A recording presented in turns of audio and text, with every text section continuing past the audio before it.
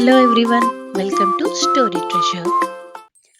విజయదశమి సంబరాల్లో బొమ్మల కొలువు ఒక ప్రత్యేకమైన స్థానాన్ని సంపాదించిన సాంప్రదాయం.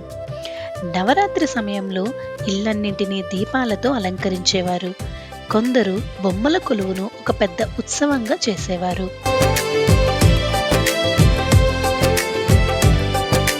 ఇందులో భాగంగానే పాత పెట్టెల్లో మట్టితో చేసిన బొమ్మలను తీసి శుభ్రం చేసేవారు. కొన్ని కొత్త బొమ్మలను కూడా కొనేవారు. చెక్క మెట్లను ఏర్పాటు చేసి వాటిపై పట్టు వస్త్రాలు వేసి పూలతో అలంకరించేవారు. బొమ్మలు కేవలం అలంకారానికి మాత్రమే కాదు, ప్రతి ఒక్క బొమ్మకు ఒక అర్థం ఉంటుంది. ప్రతి మెట్టుకు ఒక ప్రత్యేకత ఉంటుంది.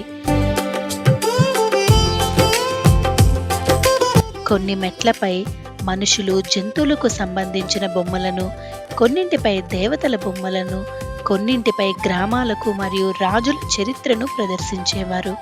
ఇలా ఒక పెద్ద సృష్టిని చిన్న ప్రదర్శనలో ఉంచడమే ఈ బొమ్మల కొలువు యొక్క నిజమైన అర్థం. ప్రతిరోజు పూజ చేశాక భజనలు చేసేవారు. మహిళలు అందరినీ ఆహ్వానించేవారు.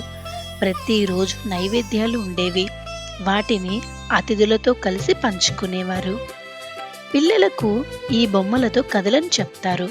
రామాయణ, మహాభారత ఇతిహాసాలను చెబుతూ సంస్కృతిని సులభంగా నేర్పేవారు. పూర్వంలా మట్టి బొమ్మలు, చెక్కమెట్లు ఇప్పుడు లేకపోయినా నేటి తరం కొత్త ఆలోచనలతో సోషల్ ప్రజెంటేషన్ను ప్రధానంగా చేసుకొని ఈ ఉత్సవాన్ని జరుపుకుంటున్నారు. బొమ్మల కొలువు రూపం మారినా ఉద్దేశం మాత్రం మారలేదు. ఇది మన పూర్వీకుల నుంచి వచ్చిన వారసత్వం.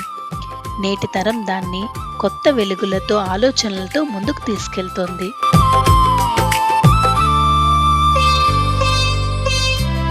అందుకే బొమ్మల కొలువు కేవలం పండుగ అలంకారం మాత్రమే కాదు, ఇది మన వారసత్వ సంస్కృతికి, సాంప్రదాయం కలిసిన ఒక పెద్ద మహోత్సవం. మరి ఈ నవరాత్రికి బొమ్మల కొలువు ప్రత్యేకతను అందరికీ చెప్పి ఆనందంగా జరుపుకోండి.